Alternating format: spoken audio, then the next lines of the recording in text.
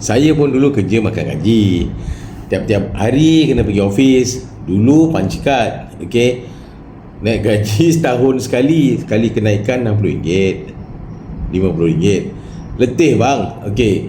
So, apa yang membuatkan saya mula get involved dengan bisnes? Okay. Pertama, saya ada cita-cita. Okey, saya teringin masa tu nak ada kereta sekian. Okey, teringin nak pakai yang macam gini.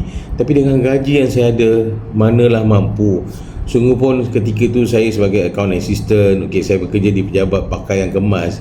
Tapi itu semua gaya. Tapi dari segi kenyataan, pendapatan saya tak mencukupi. So akhirnya pada tahun 1992 saya mula berkecimpung dengan network marketing apabila dikenalkan oleh orang yang saya tak kenal.